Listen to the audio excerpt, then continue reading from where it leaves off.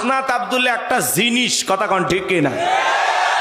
আমরা দেখতেছি বাংলাদেশের আলহামদুলিল্লাহ নতুন নির্বাচনে নতুন কিছু এমপি হয়েছে না?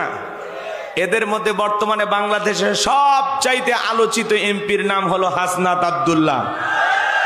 বয়সে তরুণ, বয়স কম, রক্ত গরম, এমন এমন বক্তব্য দেয় মাথা ঘুরে যায়। আজকে উনি বক্তব্য দিচ্ছেন যে প্রধানমন্ত্রী হইয়া যদি বউকে সাথে নিয়ে ঘোরে, প্রধানমন্ত্রী হয়ে বউকে যদি এত সম্মান দিতে পারে জনাব তারেক রহমান, তাহলে আপনারা কি করেন? তখন হাসনাত আব্দুল্লাহ বলতেছে, আমাদের কাছে আমাদের বউ হলো রানীর মতো। মারহাবা খান। বেচারার সাহস আছে।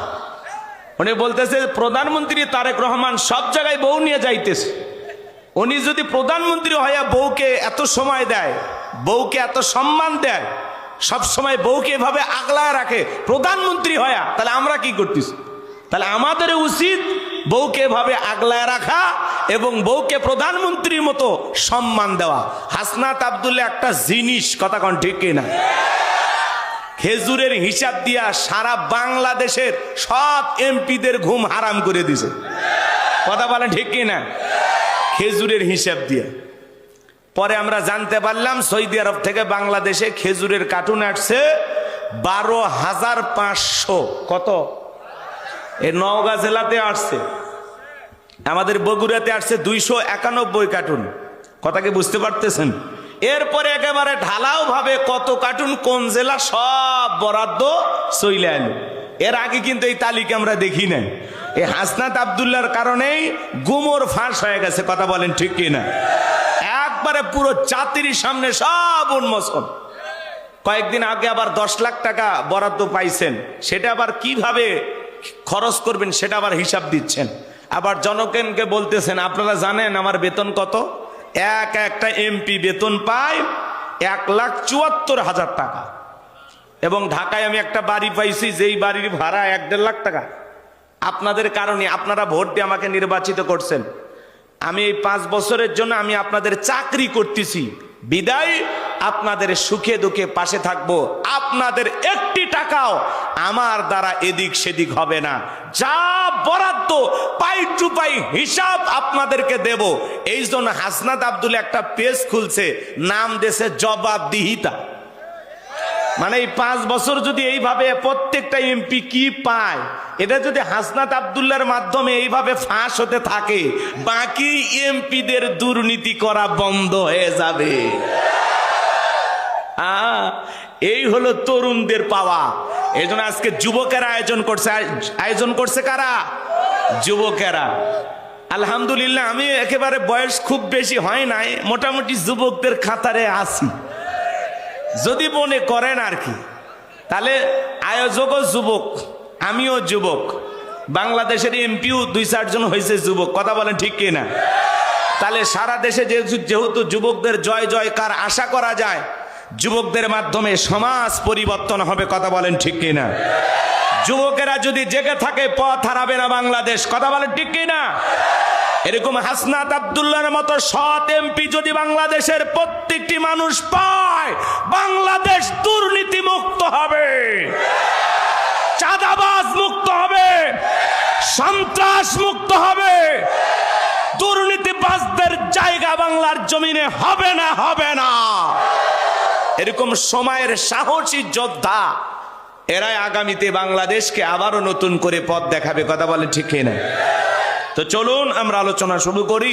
ছোট্ট একটি সূরা আপনাদের সামনে তেলাওয়াত করেছি, সূরাটির নাম কাউসার। জোরে বলেন কি নাম? একটু মহাব্বত আর ভালোবাসা নিয়ে আমার সঙ্গে সবাই একটু তেলাওয়াত করুন। ভাই রাগ করছেন নাকি আপনারা? বিরক্ত হন নাই তো? চলুন আমার সঙ্গে একটু মহাব্বতে তেলাওয়াত করুন। আউযু বিল্লাহি মিনাশ শাইতানির রাজিম।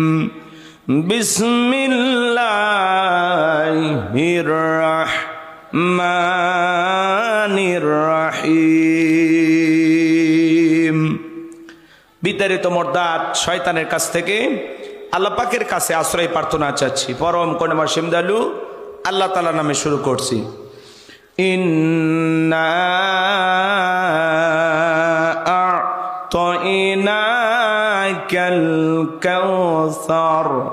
ফাসাল্লি লিরাব্বিকা ওয়ানহার ইন্না শানিয়াকা হুয়াল আবতার। আল্লাহু আকবার। যে কোনো আয়াত বা সূরার তাফসীর করতে হলে কোন প্রেক্ষাপটে কোন সময় আল্লাহ তাআলা সেই সূরাটি বা আয়াতটি নাজিল করেছেন, সেই নাজিলের প্রেক্ষাপট জানার দরকার আছে না নাই? আরবিতে বলা হয় শানে নজুল। যদি শানে নজুল আলোচনা করা হয় তাহলে তাফসীর বুঝতে সহজ হয়। তাহলে এই সূরাটি কোন প্রেক্ষাপটে কোন সময় আল্লাহ তাআলা তার হাবিবের উপরে নাজিল করেছেন, সেই নাজিলের সময়কালটা একটু বলা দরকার আছে না নাই? আমি কি বলবো? রাগ করবেন না তো ইনশাআল্লাহ? একটু তাকবীর দেন, লিল্লাহি তাকবীর। হয় না, একটু জোরে আওয়াজ দেবেন। আমি করবো ওয়াজ, আপনারা দেবেন আওয়াজ, জবাব দিবেন। ঠিক ঠিক আলোচনা হবে কমপ্লিট, শ্রোতাদের স্পিরিটে বারে, বক্তার হিট, আলোচনা হবে জায়গা মতো ফিট। আগে বলতাম কিছু আছে প্যান্ডেলে, কিছু আছে অ্যাঙ্গেলে। এখন আর অ্যাঙ্গেলে না, যা বলবো সব ডাইরেক্ট। অ্যাঙ্গেলে বলার দিন শেষ, ডাইরেক্ট বলার বাংলাদেশ। কথা বলে ঠিক কিনা? কারণ এখন আর মহিলা প্রধানমন্ত্রী না, এখন হয়েছে পুরুষ প্রধানমন্ত্রী। মহিলা প্রধানমন্ত্রী হইলে কিছু কইলে রাগ করতো, পুরুষ তো আশা করা যায় রাগ করবে না। সরকার দলীয় প্রধান যিনি, তিনিও পুরুষ, বিরোধী দলীয় নেতা প্রধান যিনি, তিনিও পুরুষ। যেদিকে তাকা খালি পুরুষ দেখতেছি।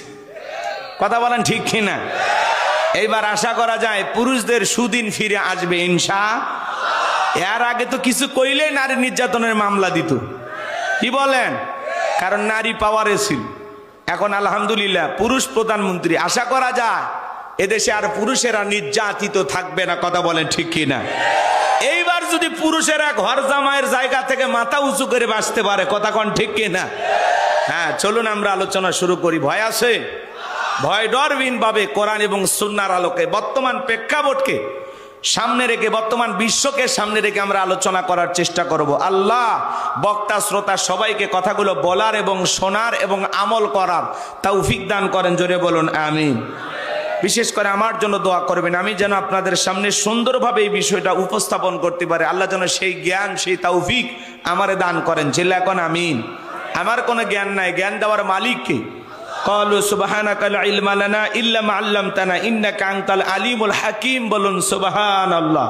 জ্ঞান দেওয়ার মালিক কে? তো আল্লাহর কাছে দয়া করুণা ভিক্ষা চেয়ে আমি আলোচনা শুরু করছি। তাহলে এই সূরাটি কোন প্রেক্ষাপটে নাজিল হয়েছে, সেই নাজিলের প্রেক্ষাপট কি একটু জানার দরকার আছে না নাই? তাহলে বলবো? তাহলে একটু জোরে সোরে তাকবীর দেন, লিল্লাহি তাকবীর। সম্মানিত ভাইয়েরা আমার, বিশ্ব নবীর প্রিয় সাহাবী হযরতে আনাস রাদিয়াল্লাহু তাআলা আনহু বলেন, নবীজি কাবার হাতিমে হেলান দিয়া বসা। আমি তাকায় দেখি নবীজির মনটা ভীষণ খারাপ, মুখটা মলিন, চোখের কোনা দিয়া অশ্রু ঝরতেছে। হযরতে আনাস ডেকে বলেন, কিছুটা সময় অতিবাহিত হয়ে যাওয়ার পরে আমি তাকায় দেখি আমার নবীজি মুস্কি মুস্কি হাসতেছেন। বলুন সুবহানাল্লাহ। হযরতে আনাস দেখে বলে, নবী গো, এই মাত্র দেখলাম মনটা খারাপ, মুখটা মলিন, চোখের কোনা দিয়া অশ্রু ঝরতেছে, আবার কেনই বা মুস্কি মুস্কি হাসেন? আমার নবী কেন কাঁদেন, কেন হাসেন? এর পেছনে রহস্য আছে না নাই? নবীজির কান্না করার কারণ হলো নবীজির কলিজার টুকরা ছেলে সন্তানগুলো জন্ম নেয়, আর এক এক ছেলে সন্তানগুলো মারা যায়। আবুল কাসেম মারা যায়, আবু তাকের মারা যায়, ইব্রাহিম মারা যায়। বাবা হিসাবে নবীর মনেও কষ্ট লাগে কিনা? ছেলেগুলো জন্ম নেয় আর এক এক ছেলে সন্তানগুলো মারা যায়।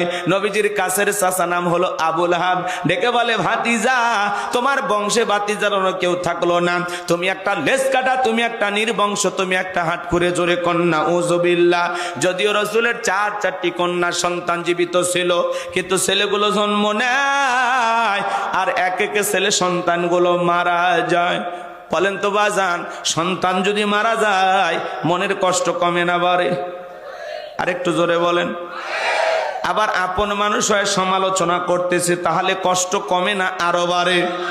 আপনারাই বলুন। আল্লাহ না করুক আপনার আমার সন্তান যদি মারা যায়, কাছের আত্মীয় স্বজনদের উচিত বিপদের দিনে সান্ত্বনা দেওয়া, কিন্তু নবীর চাচা আবুল আহাব এতটাই খারাপ, সান্ত্বনা দেওয়া তো দূরের কথা, ডেকে বলে, ভাতিজা, তুমি একটা লেজ কাটা, তুমি একটা নির্বংশ, তুমি একটা হাট করে জোরে কন্যা উযুবিল্লাহ।